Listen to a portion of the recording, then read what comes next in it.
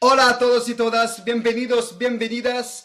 Le débrief du Ballon d'Or, c'est maintenant sur Mesquioun Talk.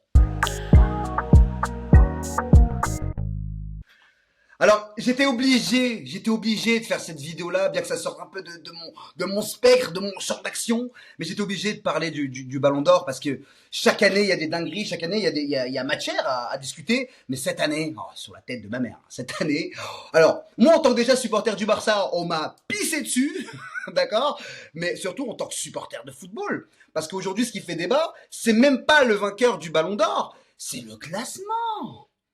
Mais qu'est-ce que c'est que ce classement? Quelqu'un m'explique, parce que je comprends plus rien. Moi, je suis un fan de foot. Je kiffe le foot. J'aime voir des gestes techniques. Je vois des équipes utiliser des tactiques belles, des joueurs sublimer les tactiques, sublimer des entraîneurs, sublimer des équipes, des joueurs comme Michael Olise qui finit 30e. Moi, c'est ça mon football. Mon football, c'est Michael Olise. Et mon football, c'est pas de voir Michael Olise 30e au Ballon d'Or. Voilà. Parce que il est 17h, toi t'es hype, toi t'attends ton ballon d'or, tu te dis putain, qui c'est qui va gagner? Est-ce que Pedri va être à quelle position? Wesh, mais j'ai hâte, voilà, j'ai hâte. Et en fait, 17h, boum, putain dans ta gueule, Michael Olise 30e. Eh bah alors là, je m'y attendais pas. Ça, je m'y attendais pas du tout. Donc t'es hype et tu te prends des missiles dans ta gueule comme ça. Michael Olise, c'est hallucinant que ce joueur-là soit 30e, surtout quand on voit qui est devant lui. Parce que le problème d'un classement, c'est pas où tu places les joueurs, c'est qui est devant qui. Hein, moi, tu mets un Michael Olise 30e, mais devant, il y a une liste devant lui où tu dis, il n'y a pas de débat, ok, ça se comprend. Bien que Michael Olise, c'est peut-être l'un des meilleurs joueurs sur la saison dernière, un joueur qui sublime tout le monde, tant avec le Bayern qu'avec l'équipe de France, il faut aussi le rappeler. C'est un joueur qui est exceptionnel, et il finit 30e du Ballon d'Or. Mais la dinguerie, t'arrives à la 23e place. Jude Bellingham. Bellingham est devant Michael Olise au Ballon d'Or. Wow. Mais il n'est pas que devant Michael Olise. Il est devant Fabian Ruiz. Alors là, on va falloir qu'on m'explique. Qu'est-ce qu'a fait Jude Bellingham de plus que Fabian Ruiz? Yo no lo sé. Yo no lo sé. Je sais pas. Il y a des choses des fois qui se passent, mais les dingueries comme ça arrive. En gros, tu te dis, vas-y Belek, c'est entre la 20 et 30e place. Est-ce qu'il y a vraiment beaucoup de... Est-ce qu'il y a... On doit discuter sur entre la 20e et 30e place. De base, non. Mais quand il y a des trucs comme ça, il faut en parler. Il faut dire que, les gars, qui c'est qui fait le classement? Comment il fait ce putain de classement?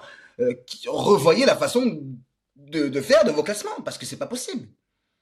Jude Bellingham devant un Michael Olise ou devant un Fabian Ruiz. Fabian Ruiz qui est quand même, c'est sur une saison, sur la tête de ma mère, frère. Mec, il survole. Il gagne tout en Ligue 1, il gagne la Champions League. Avec l'Espagne, il est exceptionnel. En toute honnêteté, je comprends pas. Mais la plus grande des dingueries qui arrive aussi. Il y a plusieurs dingueries, hein. C'est ça le truc, c'est que dans ce classement-là, il y a plusieurs dingueries. La plus grande des dingueries qui arrive aussi, Vinicius. Alors, Vinicius, la saison de l'année dernière, c'est une saison de Tahan Farhan. Voilà, c'est une saison de Tahan Farhan. Il est heureux d'être con. Il est là, il fait son match, il est pas ouf. Il se fait bouffer par Mbappé. Et on voit qu'en fait, la star de l'équipe du Real Madrid, c'est Mbappé et c'est plus Vinicius. Et c'est peut-être même Bellingham devant Vinicius, on sait pas. Mais la saison dernière de Vinicius, elle est catastrophique. T'es fan de Vinicius, tu fais un joint de culasse. Tu deviens une Toyota Yaris et tu fais un joint de culasse. Vinicius est 16e du Ballon d'Or. Oh oh Vinicius 16e du Ballon d'Or. Mais pourquoi? Mais qu'est-ce qu'il fait? Ce mec-là aurait dû être entre la 20e et la 30e position. Et même si je suis gentil, là je suis gentil, parce que pour moi ce mec-là il est entre 25 et 30. Entre 25 et 30. Il fait pas une meilleure saison que Michael Olise. Il impressionne moins que Michael Olise. Il fait une moins bonne saison que Fabien Ruiz. Je sais pas. Mais au-delà de ça, faut regarder, il est devant qui? Parce qu'il y a pas, il y en a que j'ai sauté là. Mais il est devant. Faut s'accrocher. Accrochez-vous, hein. Attention. Attention. Artung. Il est devant Joao Neves.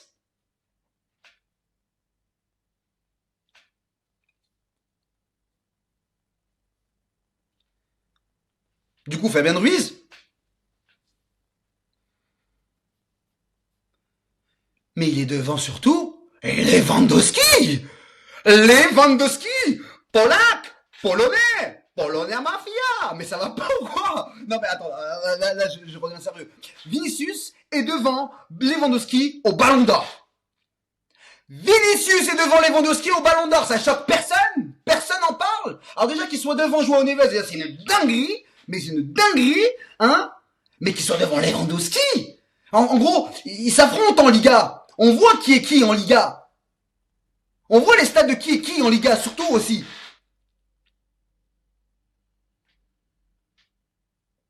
Lewandowski à 36 ans, il te pond une saison de bâtard.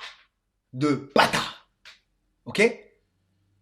Mais non, Vinicius est devant apparemment, donc on sait pas. Alors peut-être, on me pose des questions, peut-être que c'est peut-être Ray Charles qui est derrière les votes du Ballon d'Or. Il est comme ça, il fait ses trucs et tout. Ben, avec tout le respect, Samy, avec tout le respect. Mais en toute honnêteté, c'est pas normal. C'est pas normal.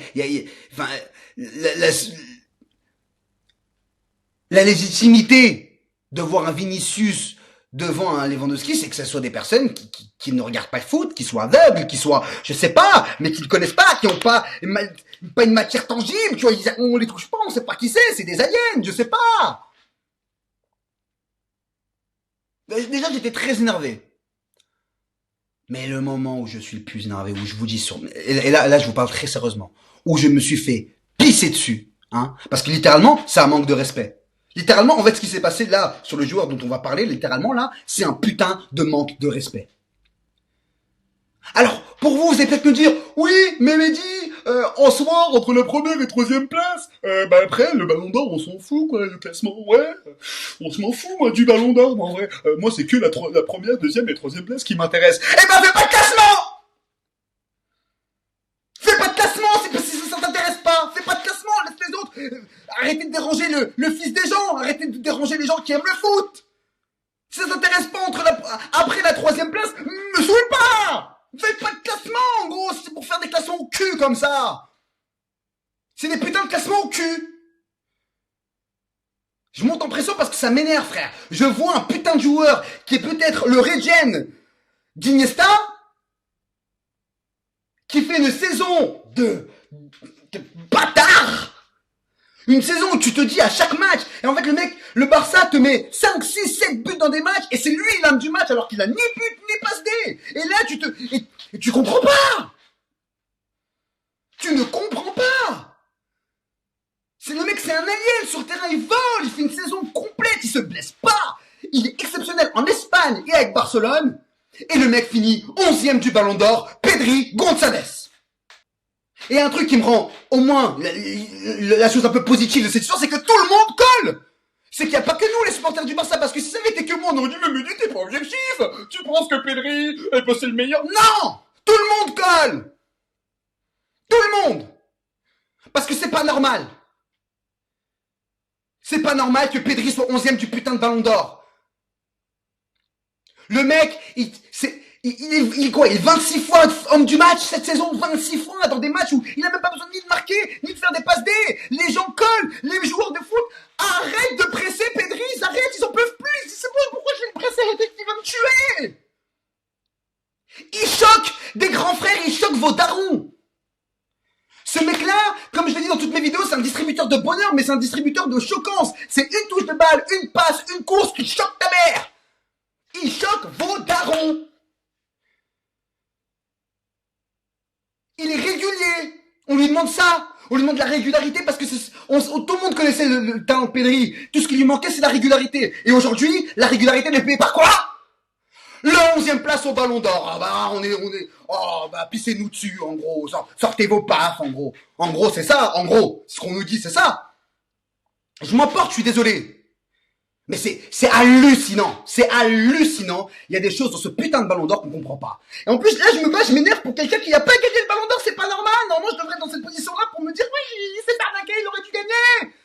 Mais c'est même pas ça. C'est même pas ça. C'est un manque de respect. Et le manque de respect, on l'accepte pas. Surtout pour des joueurs comme lui. Des joueurs comme Pedri. Voilà. Pedri González. And the fucking 11th position of the fucking Ballon d'Or.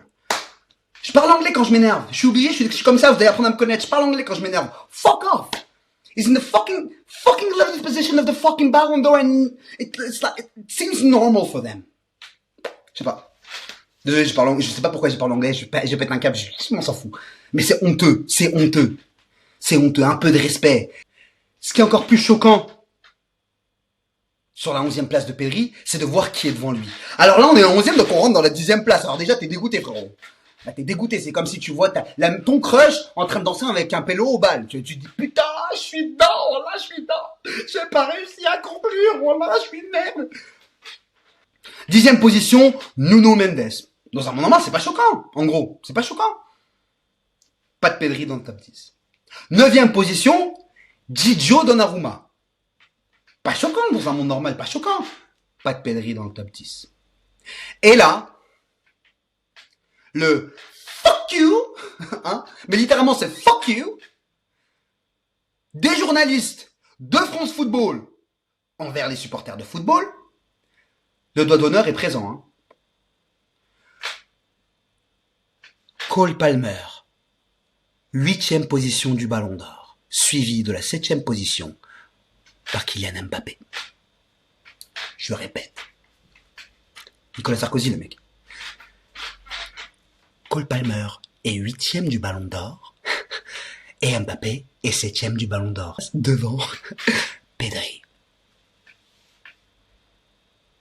Hashtag, je te pisse dessus. Hashtag, ok.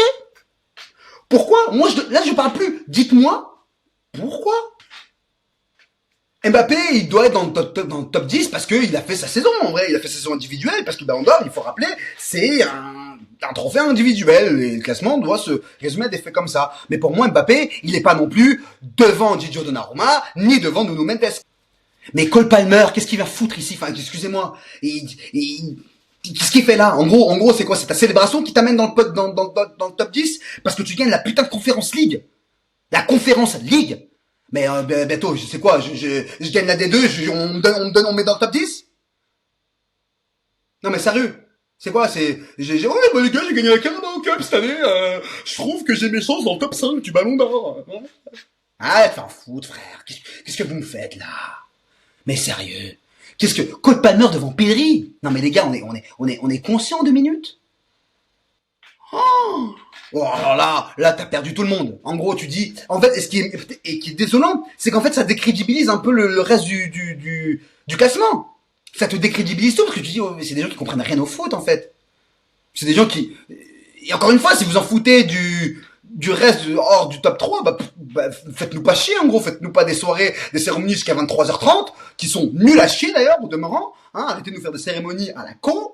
Et donnez-nous juste le top 3, faites un truc entre 20h30 et 21h, comme ça après moi je regarde mon film, ou je sais pas, je fais un truc, mais me faites pas chier pendant 3 heures pour une cérémonie à la con, où vous en foutez des classements, vous respectez pas les supporters de football. Et ce qui vous intéresse, c'est seulement le top 3. Bah, faites-nous pas chier à faire un classement. Voilà. Position. Alors là, et après la 7e position, t'as que des joueurs forts. Mais à la 6e position, t'as un mec qui, ne devrait pas être là. Pour moi, c'est un mec du top 4. Et c'est Achraf Hakimi. Achraf Hakimi, 6e du Ballon d'Or. Et ça fait mal. Parce que, je vous le dis, hein, si on regarde tous les critères du Ballon d'Or, c'est peut-être à lui qu'il fallait le donner. Le meilleur buteur de la Ligue des Champions. Le meilleur passeur de la Ligue des Champions. Le mec qui a égalé Ronaldo dans la contribution de buts sur une saison complète de Ligue des Champions, si je ne m'abuse. Saison de bâtard. En Ligue des Champions, le mec clutch. Hat-trick dans les darons de Munich. Hein. C'est-à-dire les Munichois, ils ont pris un hat-trick dans leurs darons. Par ce mec. Rafinha, Belloli, Belloumi. Rafinha, 5e du Ballon d'Or. Triplé national. Hein? C'est quoi? C'est 5 ou 7 buts contre le Real Madrid cette saison, Rafinha? Il choque tout le monde. C'est un mec qui est quand même passé de mid à top mondial. Et ça a choqué personne. Et c'est lui qui a choqué du monde. Et se retrouve à 5e position et devant lui Mohamed Salah. The Egyptian King, or whatever he is. Mohamed Salah, 4e du Ballon d'Or. On sait pas pourquoi. Personne nous explique. Et en fait, là, je vous donne la parole. Dites-moi pourquoi. Pourquoi? Why? Pourquoi? Allèche.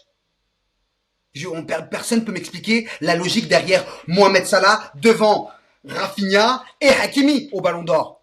Sa saison s'arrête en janvier à Mohamed Salah. Et j'apprécie le joueur. C'est un excellent joueur. C'est peut-être le meilleur joueur africain de l'histoire. Hein? Et il n'y a pas de honte à dire ça. Mais s'il vous plaît, par pitié, arrêtez.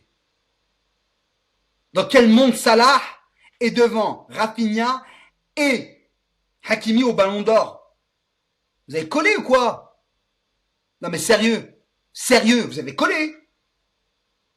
Je sais pas, je comprends pas. Mais c'est peut-être moi encore une fois, comme je dis souvent, peut-être moi je suis fou. Peut-être moi je suis fou. Peut-être c'est moi qui suis fou. Et là on arrive dans le top 3. Numéro 3, Vitinha. Vitinha, il n'y a rien à dire. Hein. Il te fait une saison un peu... alors, niveau déjà intrinsèque du joueur, niveau exceptionnel. Hein. Mais je vous le dis, comme ça, il n'y a pas de quiproquo.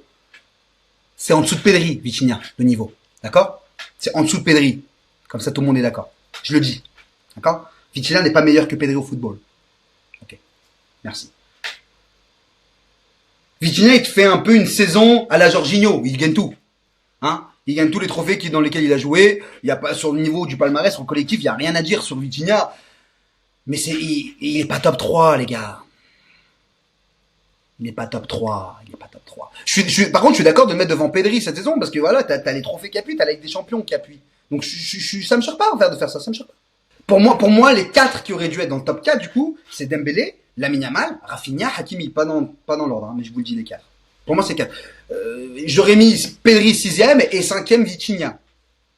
Ça m'aurait pas choqué. Je pense que ça aurait choqué personne dans cet ordre-là. Et après, les autres, on s'en fout.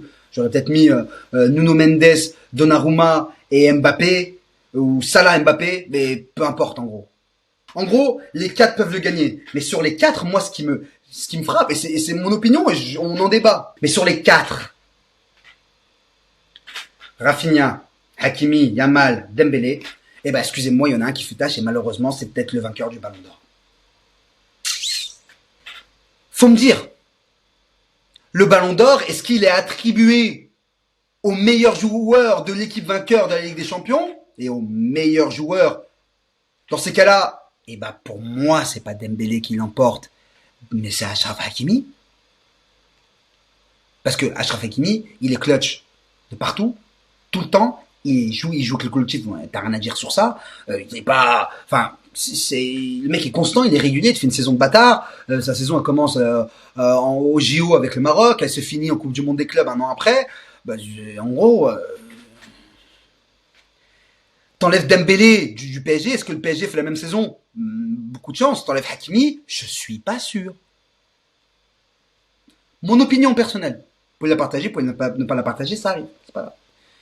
Est-ce que le Ballon d'Or est attribué au meilleur joueur de la Ligue des Champions? Bah, c'est un point important. Mais est-ce que Dembélé est réellement le meilleur joueur de la compétition? Parce que pour moi, le meilleur joueur de la compétition, bah, c'est Rafinha. Et il n'y a pas de débat sur ça. Donc le Ballon d'Or, quels sont les critères au final du Ballon d'Or? Hein? Faut me dire. Parce que le critère de la performance individuelle est décisif et impressionnant, bah, c'est Lamine Yamal. Tu peux mettre Rafinha dans le lot aussi. Il y a personne qui a choqué comme Lamine Yamal nous a choqué cette année. On parle de collectif. Je dis ça, hein. Dembélé n'est ni meilleur passeur de Ligue 1, ni meilleur passeur de la Champions League. De ce que je sache. Meilleur passeur de Ligue 1, il me semble que si je dis pas de bêtises, c'est Cherki. Meilleur passeur de Ligue des Champions, il me semble que c'est Rafinha. Meilleur passeur de Liga, Lamine Yamal. Enfin, je sais pas. Après le fair play, tu peux pas trop jouer sur aucune des personnes. Ils sont tous normales. Enfin, c'est tous normaux, pardon. Il y a pas de différence pour moi sur ça. C'est pas un critère pour moi qui départage ces joueurs. Mais voilà, alors si c'est un pressing intensif contre l'Inter de Milan qui te fait gagner le Ballon d'Or, faut me le dire. Hein, si c'est un doublé contre Saint-Etienne et un triplé contre Brest, faut me le dire. Mais même sur le caractère décisif, je vais revenir sur ce caractère-là, excusez-moi. Mais Dembélé, c'est quoi? C'est 2 buts entre les huitièmes de finale et la finale? 2 buts? Rafinha marque à tous les rounds. Il est décisif. Et il s'arrête en demi-finale. Les gars. Non mais les gars, même Hakimi, il me semble qu'il marque de partout. Il est toujours décisif. Mais les gars, s'il vous plaît. Et d'ailleurs, le Ballon d'Or est pas censé être... C'est pour moi, quand on me présente le Ballon d'Or, hein, je le dis de suite, on me dit, c'est le Ballon d'Or, c'est une récompense qui est décernée au meilleur joueur de la saison. Eh ben, excusez-moi, mais Dembélé, c'est de janvier à avril, mai. Et encore, c'est 5 mois saccadés. C'est 5 mois où le mec n'est pas régulier dans ses performances. C'est pas moi qui le dis, c'est même les supporters du PSG eux-mêmes. J'ai parti faire un tri dans les tweets, etc. C'est moi qui suis fou. Moi, je suis fou. Peut-être c'est moi qui suis fou, mais je suis parti regarder, j'ai fait mes recherches. Mais t'as des trucs, des tweets de fou. Tac, tac, là, tac, tac, tac. C'est peut-être moi, je suis fou. Et entre septembre et décembre, bah, excusez-moi, Dembélé, il est même hors du groupe contre Arsenal parce qu'il est pas bon.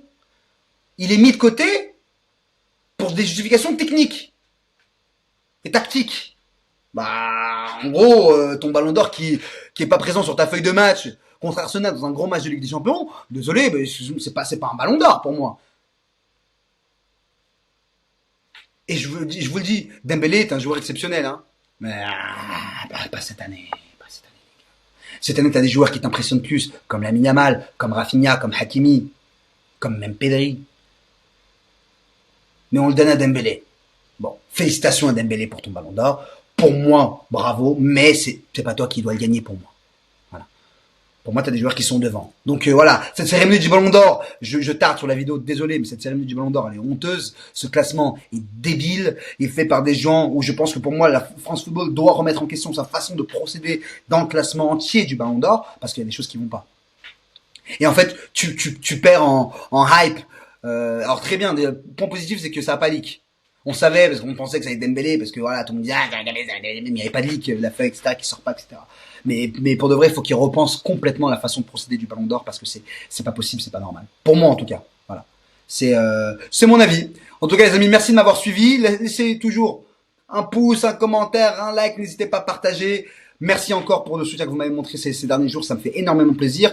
Suivez-moi, suivez-nous, pas suivez-moi, mais suivez-nous. Meskiwoon Talk sur Twitter, sur Insta et sur TikTok. Et on se retrouve très vite pour une prochaine vidéo de Meskiwoon Talk. Prenez soin de vous. Ciao, ciao.